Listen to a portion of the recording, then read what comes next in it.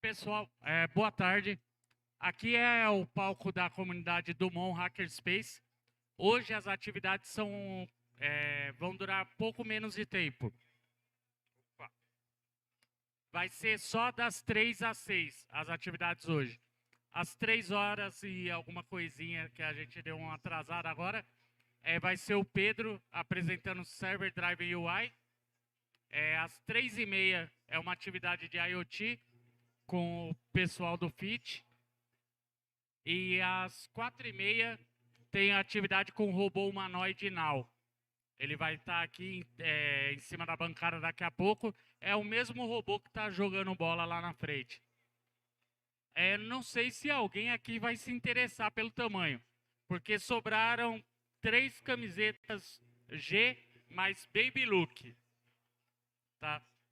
Uma rosa e 2 pretas. A gente vai sortear entre o pessoal que participar de pelo menos cada atividade, a gente vai sortear uma delas. Só para quem tiver a atividade inteira. E tem que seguir a gente no Instagram, do MonHS. Senão não vale. Aí coloca lá, quero concorrer pela atividade, quero concorrer à camiseta. E é isso. Agora vamos começar com o Pedro, que vai falar sobre Server Drive UI.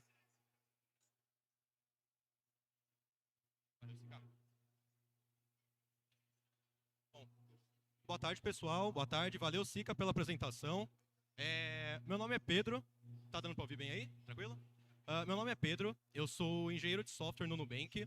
E eu vim trazer uma das coisas legais que a gente usa lá no dia a dia, que é o Server Driven UI.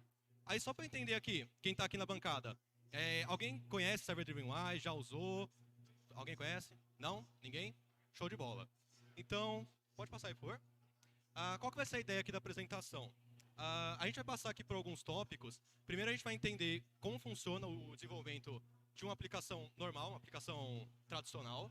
Depois a gente vai ver o que é o Server Driven UI exatamente, para que a gente vai usar ele, as vantagens de você migrar o teu desenvolvimento para o Server Driven UI e não para uma maneira tradicional. A gente vai utilizar o Flutter aqui. Então a ideia é mostrar também o que é o Flutter, para que serve o framework. E no final a gente vai mostrar aqui um caso de uso, que é a cópia do Netflix. Eu fiz uma UI parecida com o Netflix, usando o Flutter e o Server Driven UI. Então, pode continuar. Então, como eu falei, para a gente entender o Server Driven UI, a gente tem que entender... Tá. Estão ouvindo? Agora boa. Então, vamos lá. Para a gente entender o Server Driven UI, a gente tem que entender como é que é feito o desenvolvimento de uma aplicação nativa, como é uma aplicação tradicional. Então, normalmente, tudo é feito na aplicação. Então, os textos, imagens, o conteúdo pode ser dinâmico, mas a UI em si, a forma como o texto é apresentado, a imagem que está sendo utilizada, tudo isso, normalmente, é embutido na aplicação, no desenvolvimento. E, quando é finalizado, é gerado o arquivo, APK, por exemplo, de um Android, e ela é shipada para as lojas, aquela imagem, aquele texto, na aplicação, no arquivo APK. Então, toda vez que você gera uma nova versão, há uma desvantagem que você tem que passar por um processo de review. Então, aquele texto, aquela imagem, todo aquele conteúdo, ele passa por um processo rigoroso de review das lojas, Android e iOS. E isso pode levar um tempo, alguns dias, pode ser recusado, então você tem que refazer. Tem que corrigir as pendências que foram feitas e enviar novamente. E tem o lado ruim também, que quando é aprovado, aquilo não vai automaticamente para o cliente. Então, o cliente tem que ir lá na loja, tem que baixar a versão nova. E normalmente isso não acontece facilmente. A maioria dos clientes não fazem o download das aplicações quando tem atualização. Alguns sistemas operacionais Android têm o update automático, mas isso não é uma verdade para todo mundo. Então, a maioria dos clientes tem versões muito desatualizadas. Então, pode seguir para o próximo. Aqui, por exemplo, eu tirei um print de como é um desenvolvimento Android nativo. Então, aqui na direita a gente tem uma tela uma tela de login desse aplicativo. E aqui na esquerda, a gente tem um arquivo XML, que é como é utilizado, é desenvolvido as telas no Android. Então, cada tag desse XML corresponde a um componente dessa tela. Então, aqui a gente pode ver que a gente tem uma imagem, que é a logo da aplicação, seguida de um texto, que é o nome da aplicação, algumas caixas de texto, um botão, alguns textos aqui embaixo. Então, todo esse arquivo, ele é chipado junto com a aplicação. Ele é desenvolvido, a gente coda esse arquivo junto com os códigos Android. Finalizou, esse arquivo ele é enviado no arquivo APK e é enviado para a loja. Então, se eu quiser alterar qualquer coisa, se eu quiser alterar esse logo, se eu quiser alterar esse texto, qualquer coisa aqui, o botão, se eu quiser mudar o texto de entrar para logar, por exemplo, tudo isso tem que ser feito nesse arquivo, gerado uma nova versão e feito todo aquele processo que eu comentei com vocês. Então, pode ir para o próximo. Aqui, por exemplo, é um flow, mais ou menos, que como funciona um desenvolvimento de uma aplicação nativa, né? Então, normalmente tudo começa com uma idealização. Alguém chega para você e fala, olha, eu tenho uma ideia que a gente vai ficar rico com isso. 99% das vezes é essa forma. Mas uma ideia só é uma ideia quando está no papel. Então, você tem que tirar ela da sua cabeça e colocar em prática. Então, a gente faz um refinamento dessa ideia. A gente vê o que faz sentido estar na aplicação, o que não faz. Coisas que poderiam ter sido pensadas antes, que não foram pensadas, para incluir naquela aplicação. Feito isso, feito esse refinamento, a gente decidiu o que a gente vai fazer, a gente passa para o desenvolvimento. E aqui a gente tem um ciclo vicioso que pode demorar algumas semanas, alguns meses, que a gente encontra problemas, a gente passa raiva, a gente toma café, faz o desenvolvimento, pode ser que a gente corrige, pode ser que a gente não corrige, e fica esse ciclo vicioso até a gente ter uma versão considerada estável e mandar para a loja. Então, algumas empresas, elas fazem uma coisa chamada Release Train, que é basicamente você ter um processo que você fecha a tua versão com tudo aquilo que você já desenvolveu, é fechada aquela versão e é gerada uma versão interna, por exemplo, para as pessoas da sua empresa testarem. Isso pode levar alguns dias, 2 dias, 1 dia, depende do processo da empresa. Feito isso, é gerada uma versão beta, provavelmente para clientes que estão com esse desenvolvimento, como clientes beta testers. E depois disso, é gerada a versão final e é feito todo um rollout. Então, é liberado para 1%, 2%, X% da base, dia após dia. E só depois que é feito o review nas lojas, então, como eu falei, eu fiz uma aplicação nova, eu preciso submeter ela para Apple, para Google aprovarem. E isso leva algum tempo. Normalmente 2 dias, 1 dia, dependendo aí do seu know-how da empresa. Então, se, por exemplo, acontecer da Apple recusar a tua aplicação, todo esse processo aqui volta para cá. Então, eu preciso entender o que foi recusado, eu preciso corrigir, eu preciso submeter de novo. E isso é tempo. Então, imagina, você está com um typo ali, né, um texto errado, você escreveu um texto errado, e você tem que levar 3 semanas, 2 semanas, porque a Apple recusou a tua versão. Então isso é chato, isso leva tempo, isso é doloroso. E aí só no final disso tudo que a gente tem o app disponível e ainda com o agravante de que o cliente tem que ir lá e baixar aquela versão com o texto corrigido, provavelmente. Pode seguir? Então, aí que entra o Server Driven UI. O que é esse negócio? Para que serve? Onde vive? O que come? E por aí vai. O Server Driven UI, ele é uma técnica de desenvolvimento. Então, é uma forma diferente de você desenvolver a tua aplicação. Então, na maneira tradicional, como eu expliquei, você coloca todo teu conteúdo junto com o arquivo APK, junto com o arquivo Shib, se for um iOS, e o arquivo está embarcado naquela aplicação. O Server Driven UI, ele traz todo esse conteúdo para o back-end.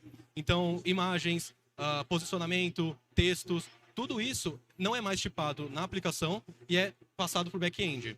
Então, o back-end sabe exatamente qual texto mandar, o back-end sabe exatamente qual a cor daquele texto, qual o tamanho daquele texto, aonde aquela imagem vai estar, se vai estar em cima, vai estar embaixo. Então, toda essa lógica é passada para os servidores. Então, e qual que é a vantagem disso? Beleza, eu falei toda essa teoria, mas quais são as vantagens de você ter uma aplicação com Server Driven UI? A primeira delas é que você faz aplicativos menores. Como eu não estou subindo imagens, como eu não estou subindo conteúdo naquela minha aplicação, uma aplicação que normalmente tem, sei lá, 40, 50 mega, se eu não estou mandando texto, se eu não estou mandando imagem, ele vai ter 3, 4 mega, 5 mega. Então você reduz o tamanho da sua aplicação. Você também tem mais dinamismo. Então, eu posso ter telas diferentes, eu posso brincar um pouco mais com esse posicionamento das telas, e eu posso testar mais rapidamente. Então, eu posso montar a tela de uma forma, se eu não gostar, eu posso mudar dessa forma, e tudo isso tem uma velocidade muito mais rápida do que no desenvolvimento normal. Eu posso fazer também teste AB. O que são testes AB? Vamos supor aqui que eu tenho uma faixa de clientes. Vamos supor que eu tenho uma aplicação que tem 10 milhões de clientes. E eu quero testar uma hipótese que é, se eu mexer esse botão, eu colocar o botão mais para cima e os outros clientes vão ter o botão mais para baixo, eu posso verificar se isso traz mais engajamento. Então, eu posso separar a minha base e eu posso ter uma base vendo uma tela de um jeito e a outra base vendo uma tela de outro jeito. Então, 5 milhões de clientes vendo o botão na parte de cima e 5 milhões vendo o botão na parte de baixo. Com isso, eu consigo testar uma hipótese. Tipo, o botão na parte de cima trouxe mais engajamento, não serviu de nada. Então, o teste AB serve para a gente testar essas hipóteses. Eu posso ter telas diferentes, ter comportamentos diferentes para clientes diferentes e a gente verificar o que faz sentido seguir ou não no desenvolvimento. O próximo item, desenvolvimento e deploy mais rápido. Como eu falei, a gente tem uma série de processos naquela imagem que a gente viu nos slides anteriores. A gente tem uma série de steps que a gente precisa fazer no nosso desenvolvimento tradicional. Então, eu posso ter um review demorado na Apple, como pode demorar 2, 3 dias. Se for recusado, eu tenho que voltar, tenho que ressubmeter. Então, uma coisa que deveria ser rápida, por conta de terceiros, por conta de empresas terceiras, acaba demorando muito mais. E com o Server Driven UI, é muito mais rápido você deployar um back-end do que fazer um processo inteiro de release train. Um back-end deploy em 20 minutos, 30 minutos, 1 hora no máximo. Então, se eu subir uma imagem errada, se eu subir um texto errado, meia hora eu já corrijo, 1 hora eu já corrijo e todos os clientes têm acesso a isso. Então, isso acelera muito o meu desenvolvimento. E os últimos dois itens, localização e internacionalização, é uma vantagem do Server Driven UI, porque eu posso ter a minha aplicação em outras linguagens. Eu posso ter aplicações em inglês, em espanhol, em chinês, usando a mesma tela. Então, eu tenho uma codebase, eu tenho uma tela que ela serve várias linguagens diferentes. Isso é uma das vantagens. Isso é a internacionalização. A localização é basicamente eu gerar conteúdos diferentes para uma determinada localidade. Então, por exemplo, a gente tem o Netflix. Se eu acessar o Netflix aqui no Brasil, provavelmente eu vou ver séries que foram produzidas no Brasil, séries que são famosas aqui no Brasil. E se eu viajar para os Estados Unidos, para o Canadá, para o Japão, eu vou ver conteúdos que são famosos naquela região e conteúdos que são, às vezes, produzidos naquelas regiões. Então, essa é a vantagem também do Server Driven UI. Eu consigo localizar a minha aplicação e gerar conteúdos que façam sentido para aquele cliente em questão. Pode seguir. E aqui é uma comparação do flow de desenvolvimento do Server Driven UI comparado à maneira tradicional. Então, vocês podem ver que essa etapa aqui, nada mudou. Continua tendo a idealização, continua tendo refinamento, desenvolvimento, todo aquele estresse todo que a gente gera aqui com bugs, problemas e muito café. Então, essa parte aqui, nada mudou. Mas aqui, vocês podem ver que eu não tenho mais release train e eu não tenho mais review nas lojas. Justamente porque o meu deploy está sendo feito no back-end.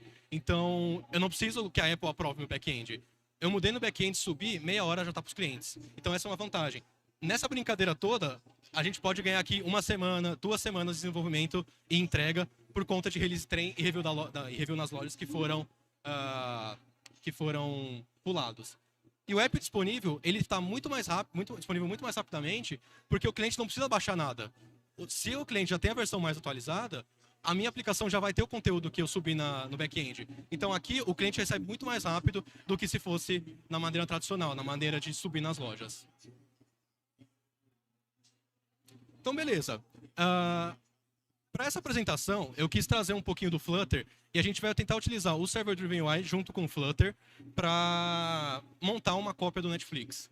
Então, mas antes da gente chegar nessa parte da gente ver o resultado, eu quis trazer uma explicação do que é o Flutter.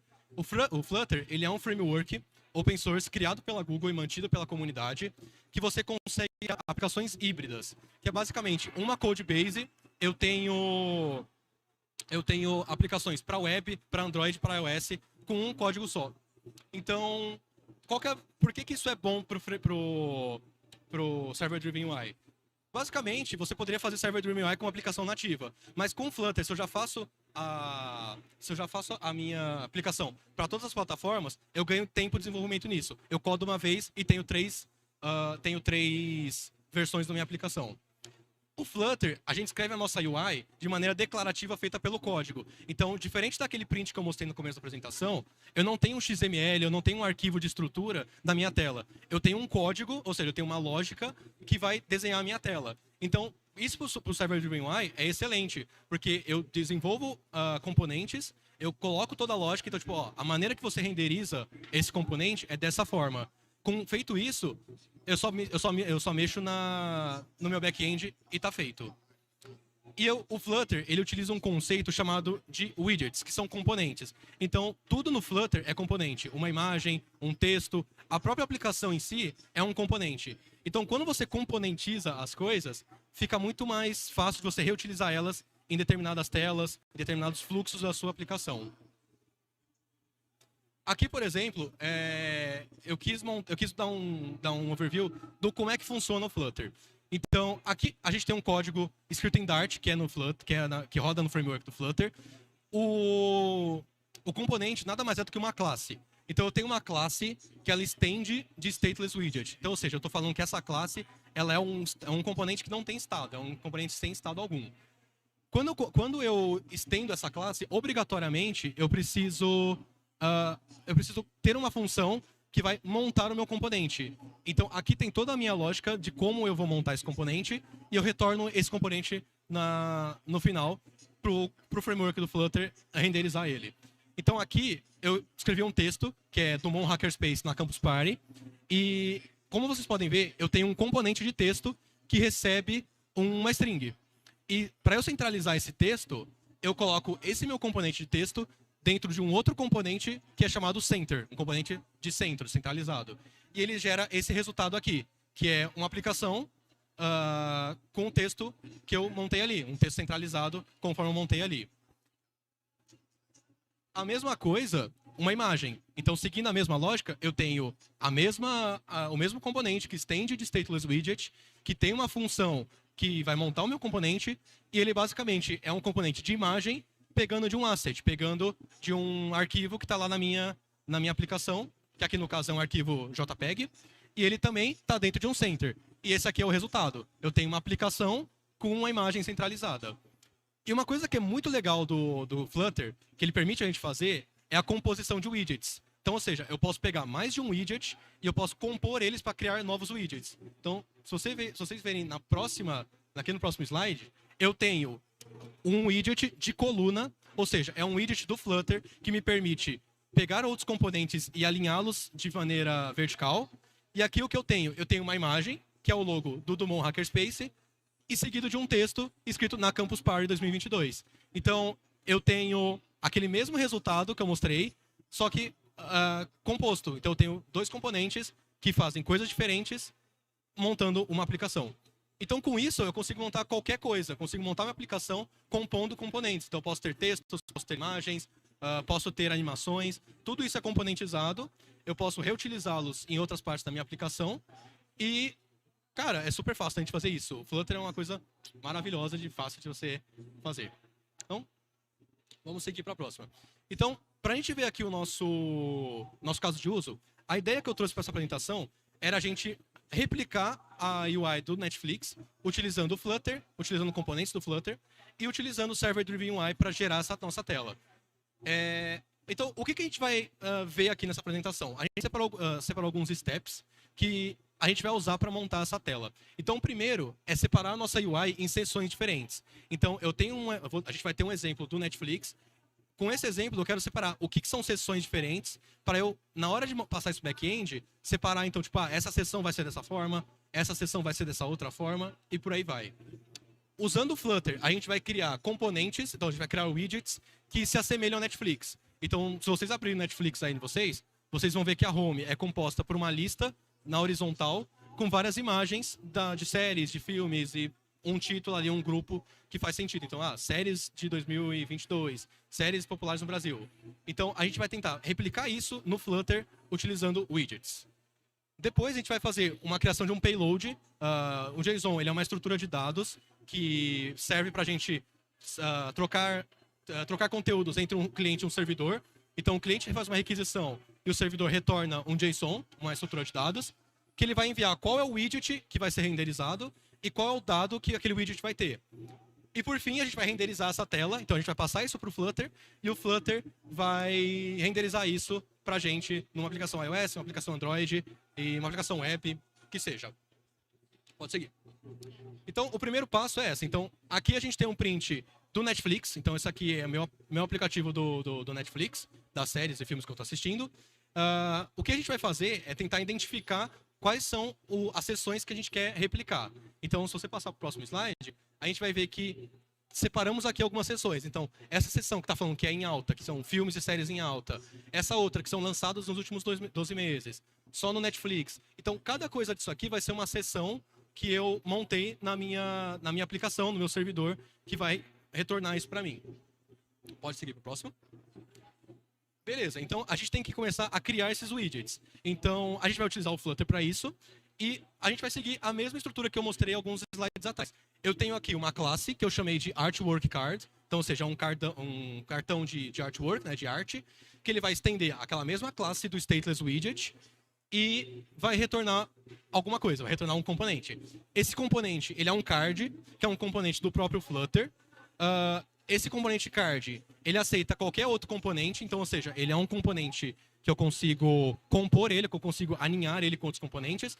Então, o que eu estou falando é que esse card, ele vai ter um filho, um child, que vai ser uma imagem vinda da internet, então, ou seja, uma URL, e essa URL vai ser passada para a minha classe. Por quê? Qual que é a vantagem disso?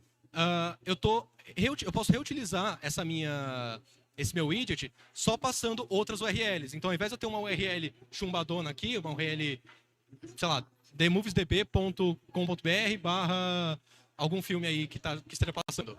Eu tenho um dinamismo que é, meu back-end me manda essas URLs, a minha classe recebe e passa para cá, para o meu componente do Flutter renderizar para mim. Então, esse é um exemplo de componente que a gente criou. Próximo.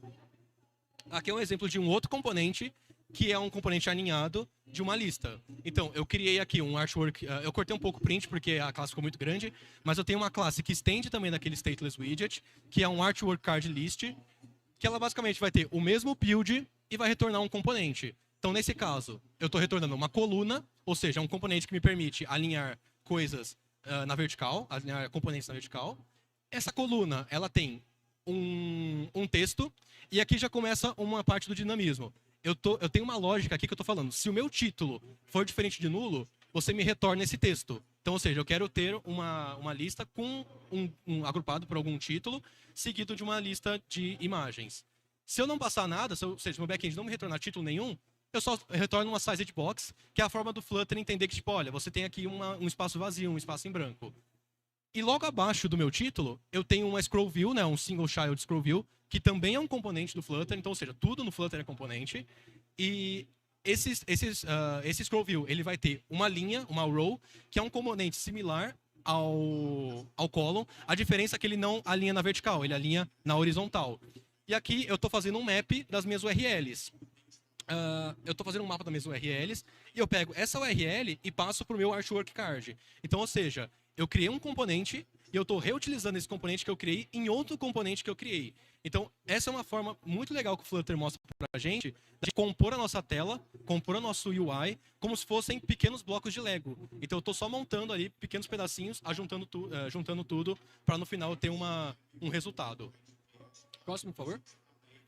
Aí, a gente vai passar agora para o nosso payload. Então, o que eu pensei para esse payload?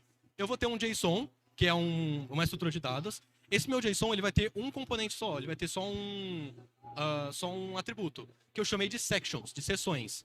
Então, essas seções, ela é uma lista, então é um JSON array, e esse array, ele vai ter componentes diferentes que a minha aplicação vai receber e vai renderizar. Então, aqui, por exemplo, eu tenho um banner, que esse banner, ele recebe um título, uma URL, um botão, um tamanho de fonte e as categorias. Eu tenho um outro componente aqui embaixo, que é um Artwork Card List, que é o componente que a gente viu no slide anterior, que ele vai receber um título e as minhas artworks, né? Uma lista uma lista de URLs. E aqui são outros. Eu tenho uma versão maior, né? Um Big Artwork Card, que também é um outro componente, que também recebe um título, também recebe uma lista de URLs, que vai ser renderizada na minha aplicação.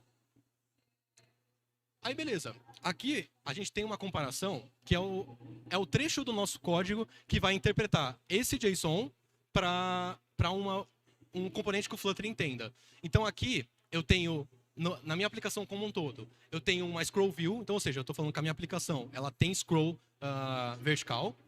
Eu tenho uma coluna, que é aquele componente que a gente já viu, que é um componente que permite a gente agrupar outros componentes. E aqui eu já tenho uma lógica. Eu recebo um mapa de sessões, que são essas mesmas sessões que estão aqui, e com esse mapa eu verifico, tá, essa sessão que eu recebi, ela é um banner section? Se for um banner section, eu retorno o meu componente que eu criei, eu retorno o meu banner. Ah, não é, então não é um banner, ele é um artwork card list? Ah, ele é, então retorna aquele componente que eu criei, passando o título, passando as URLs. Ah, não é um artwork, então ele é um big artwork. Se por algum motivo não for, a gente retorna um container vaziozão. Então, tipo, não tem componente aqui, eu não vou renderizar nada. E aí entra uma questão de regra de negócio. Você pode mostrar uma imagem de erro para o seu cliente, você pode não renderizar, que foi a forma que eu decidi aqui. Então, você tem esse dinamismo de decidir como você vai tratar casos de exceções. Se por algum motivo o seu payload não vier o que você espera. E aí, a gente vai passar para o resultado disso. Então, aqui é a minha aplicação em Flutter, já rodando no Flutter, que está pegando esses componentes aqui. Então, aqui em cima, eu tenho esse banner, que tem uma imagem, um título e uma categoria e um botão assistir, que é a mesma coisa que está aqui. Eu tenho uma seção, dentro dela eu tenho um banner, tem um title aqui, um título The Flash, tem uma URL, que é a URL que está hospedada essa imagem, tem o font size, tem um botão assistir, que é o mesmo texto que está aqui, e tem as categorias super-herói, ação, suspense, que estão renderizadas aqui. Então, ou seja, a minha aplicação, ela só recebeu os dados e recebeu, tipo, ó, isso aqui é um banner. E ela se tratou de renderizar ali em cima no topo. Mesma coisa aqui embaixo. Eu tenho uma top series no Brasil, que recebe um título, que é esse componente aqui, e uma lista de artworks. Então, ele renderizou aqui uma lista de filmes similar ao que o Netflix mostra. Então, aqui é o restante da aplicação, né, o restante da tela. Seguindo aqui, o terceiro componente é uma outra lista similar à de cima, com outras imagens. Mesma coisa aqui, um componente. E por último, é um componente um pouco diferente, que é o Big Artwork, né? Um artwork maior, que recebe um título e recebe as URLs. Posso, por favor? Aqui, por exemplo, já é uma forma que a gente mudou o payload, ou seja, a minha aplicação agora, ela recebeu que o primeiro componente, a primeira seção é um artwork card list e o segundo é o banner. Então vocês veem que a minha aplicação já renderizou de uma forma diferente. O meu banner foi jogado para baixo e a minha lista foi jogada para cima. Então aí está o dinamismo que eu falei. Da maneira que eu recebo o payload, a minha tela renderiza. Então, por algum motivo, eu vi que não fez sentido esse banner ali. Aí entra a questão do teste AB que eu comentei, a minha hipótese. Será que se eu jogar esse banner para cima, vai ter mais engajamento? Mais gente vai clicar no botão assistir? Então eu posso mudar no meu payload, jogar o banner para cima e verificar isso com o teste AB. Da mesma forma, por exemplo, em vez de eu mudar o posicionamento dele, eu posso mudar o título. Pô, eu tô vendo que assistir não tá gerando engajamento. Eu posso mudar para ver agora, assistir grátis, alguma coisa assim.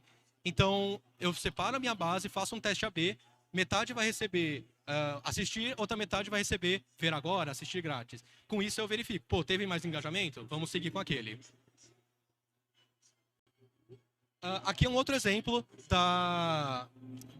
do Server Driven UI, que é sobre a localização e internacionalização. Então, ou seja, eu tenho o mesmo aplicativo, eu tenho a mesma estrutura de dados, só que agora eu estou recebendo conteúdo que está em inglês e conteúdos que fazem sentido lá nos Estados Unidos, por exemplo. Aqui, Sons of Anarchy, algumas séries, Law and Order, lá que são famosas nos Estados Unidos. E é o mesmo payload. A diferença é que mudou aqui a minha ordem de sessões, os meus componentes que eu recebi. Próximo. Mesma coisa, final da aplicação, eu tenho aqui os três componentes. Lá em cima eu tinha um artwork, eu tinha um banner, em cima eu tenho um big artwork, e no final eu tenho um artwork card list aqui embaixo. Então, mesma coisa, aplicação igual, payload igual, só mudou o conteúdo e eu consigo reutilizar isso de outras maneiras. Bem, o que eu queria para mostrar é mais isso. Alguém tem alguma dúvida? Queria perguntar alguma coisa? Fala. Desculpa? Funciona offline. Cara, depende de como você quer tipo, mexer com isso. Nesse caso, eu fiz uma aplicação Flutter, tipo, zerada mesmo, nativa. Você pode usar frameworks para isso, que alguns frameworks vão ter cache, por exemplo. Tem frameworks open source, eu vou fazer propaganda de um aqui, que foi de uma empresa que eu trabalhei, chama Beagle. Ele tem toda uma estrutura de componentes, também feitas por sessões, que provavelmente deve ter alguma questão de cache ali. Então você pode tratar uma lógica do tipo, pô, não recebi nada do back-end. Eu tenho alguma coisa cacheada na minha aplicação? Se eu tenho, eu mostro desse jeito. Vai tudo depender da regra de negócio que você quer colocar na sua aplicação. Mais alguém? Alguma pergunta? Como eu puxei?